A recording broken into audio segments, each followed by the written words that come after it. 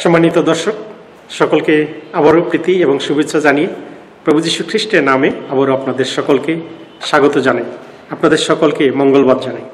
আপনারা প্রতিনিয়ত আমাদের সঙ্গে আছেন এবং প্রতিনিয়ত বিভিন্নভাবে আমাদের এই বাক্য শুনছেন, সেজন্য আপনাদের সকলকে ধন্যবাদ এবং কৃতজ্ঞতা জানাই। আমরা জানি যে প্রভু যীশু খ্রিস্টের বাক্য ছাড়া আমরা আত্মিকভাবে বৃদ্ধি পেতে পারি না। ঈশ্বরের এই বাক্য ছাড়া আমরা তার আশীর্বাদে পরিপূর্ণ হতে পারি না। সেই কারণে ঈশ্বর তিনি তার প্রিয় পুত্রকে এই পৃথিবীতে প্রেরণ করেছিলেন, যেন আমরা প্রত্যেকে সেই পিতার সন্তানের প্রতি আমরা শ্রদ্ধা জানাই, ভক্তি জানাই এবং তাকে অনুসরণ করি। আজকে আপনাদের সম্মুখে উপস্থাপন করতে যাচ্ছি পবিত্র বাইবেলের একটি গুরুত্বপূর্ণ বাণী, যেটি আমাদের প্রত্যেক বিশ্বাসীদের জন্য অত্যন্ত গুরুত্বপূর্ণ। হিতোপদেশ 10 অধ্যায় 1 পদে সুন্দর একটি কথা লেখা আছে, জ্ঞানবান পুত্র পিতার আনন্দজনক, কিন্তু হীনবুদ্ধি পুত্র মাতার খেদজনক। আজকে আমরা দেখতে পাচ্ছি সমাজে যে আমাদের অনেক সন্তানেরা হারিয়ে যাচ্ছে, অনেক সন্তানেরা পিতার বিরুদ্ধাচরণ করছে, অনেক সন্তানেরা অবাধ্য হচ্ছে।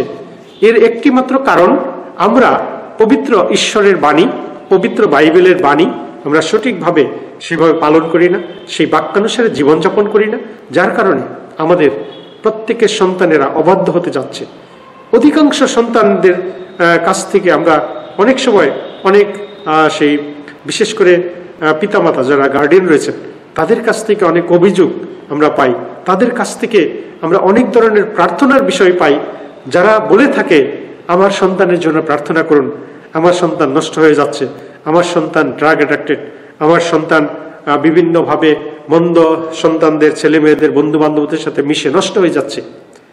আজকে আমাদের চিন্তা করা দরকার, পরবর্তী প্রজন্ম, এই প্রজন্মকে রক্ষার জন্য আমাদের পিতামাতা হিসেবে আমাদের একটা বড় দায়িত্ব রয়েছে।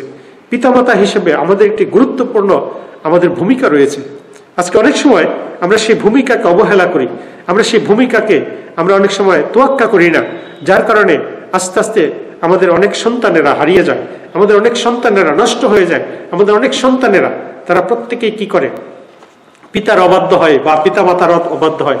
সন্তান সবসময় অবাধ্যতার মূল কারণ হলো তাদেরকে সেইভাবে আসলে আমরা শিক্ষা দিতে পারিনি, তাদেরকে আমরা সেইভাবে ঈশ্বরের বাক্যানুসারে জীবনযাপন করার জন্য ছোটবেলা থেকে শিক্ষা দেইনি, সেই কারণে আজকে তারা অবাধ্য হতে যাচ্ছে।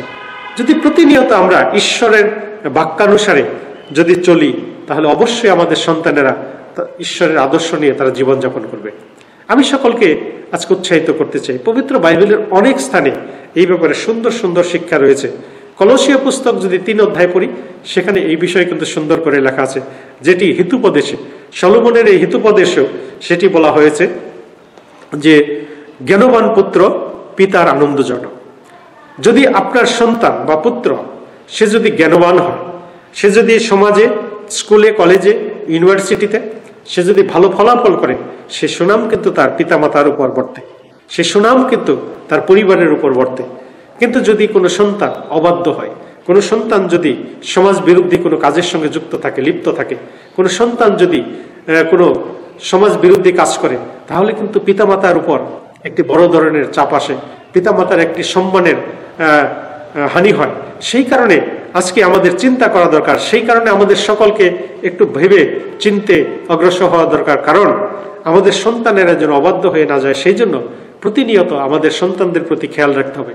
আমি আপনাদের সকলকে অনুরোধ করতে চাই, আপনার ব্যক্তিগত প্রার্থনায় প্রতিদিন আপনার সন্তানকে তুলে ধরুন, প্রতিদিন ঈশ্বরের কাছে আপনি তাকে নিবেদন করুন, ঈশ্বর আমার এই সন্তান যেন অবাধ্য না হয়, আমার সন্তান যেন সুস্থ থাকে, সে যেন জ্ঞানে বুদ্ধিতে বৃদ্ধি পায়।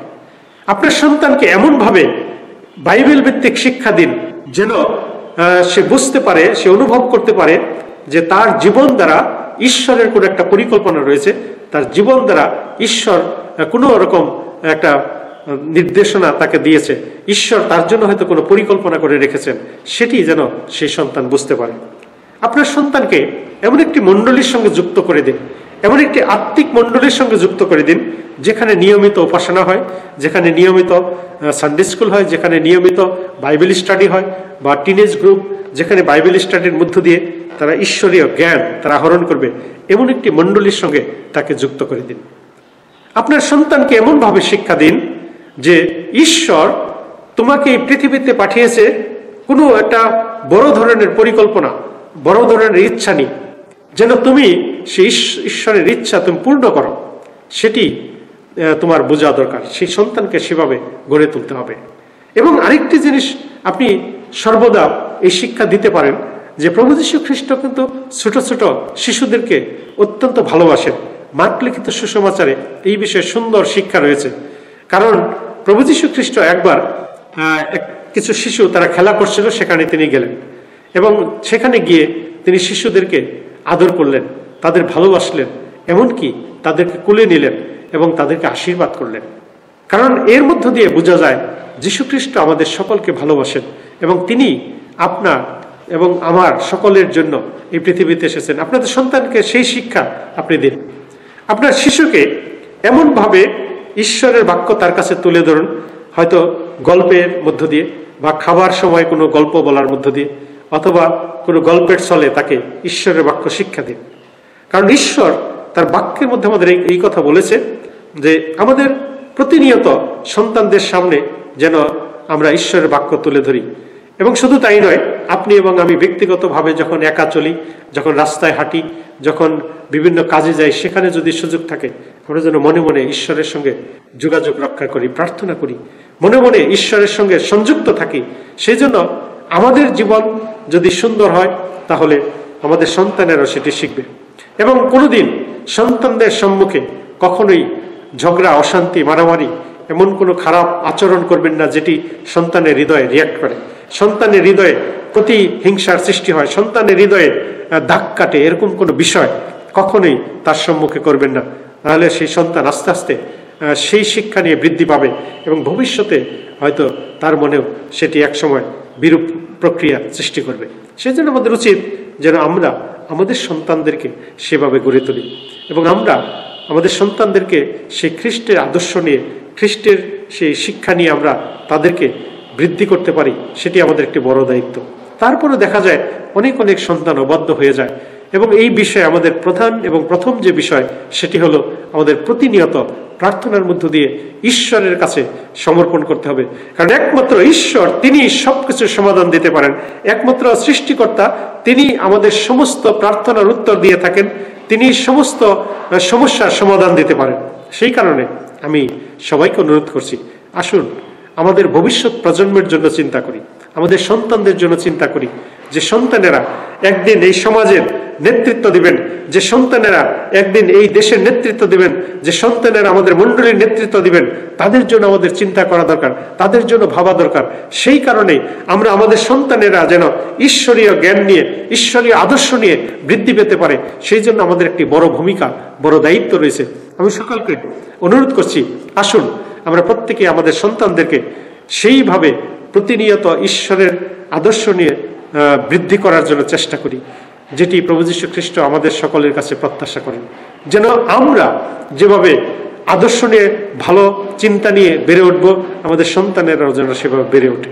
আমি সকলকে ঈশ্বরীয় এই বাক্যের মধ্য দিয়ে ঈশ্বরীয় এই অনুগ্রহ, দয়া পাওয়ার জন্য, ঈশ্বরীয় ভালোবাসা পাওয়ার জন্য আমি সকলকে অনুরোধ করব, আপনারাও ব্যক্তিগতভাবে প্রতিদিন আপনারা ঈশ্বরের বাক্য পাঠ করবেন, প্রতিদিন প্রার্থনার মধ্য দিয়ে ঈশ্বরের সঙ্গে যুক্ত থাকবেন, তাহলে ঈশ্বর আপনার সেই প্রার্থনা শুনবেন। সম্মানিত সুধী, আমি সকলকে অনুরোধ করব, আসুন আমরা আমাদের সন্তানদেরকে মানুষ করে তুলি, আমাদের সন্তানদেরকে খ্রিস্টীয় আদর্শে জীবনযাপন করার জন্য অনুপ্রাণিত করি, চেষ্টা করি, যেন আপনি এবং আমি শান্তিতে বসবাস করতে পারি, আপনি এবং আমি ঈশ্বরের অনুগ্রহ, দয়ার মধ্য দিয়ে বৃদ্ধি পেতে পারি। সেই প্রত্যাশা, সেই প্রার্থনা রেখেই আজকের আলোচনা শেষ করছি। ঈশ্বর আমাদের সকলকে আশীর্বাদ দান করুন। সম্মানিত সুধী, আমরা প্রতিনিয়ত ঈশ্বরের বাক্য আমাদের ইউটিউব চ্যানেল এস বাংলা টিস, সেই সাথে সাথে আমাদের ফেসবুক পেজ রয়েছে, এখানে প্রদান করছি। দয়া করে আপনারা প্রত্যেকে এই বাক্য শ্রবণ করবেন, অন্যকে শেয়ার করবেন, আমাদের লাইক দিবেন, আমাদের উৎসাহিত করবেন, যেন আমরা প্রতিনিয়ত এই বাক্য আপনাদের সম্মুখে উপস্থাপন করতে পারি। প্রত্যেকে সুস্থ থাকুন, নিরাপদে থাকুন, আপনার সন্তানেরা খ্রিস্টীয় আদর্শে বৃদ্ধি পাক, সেই প্রার্থনা রেখেই আজকের আলোচনা শেষ করছি। সকলকে ইম্মানুয়েল।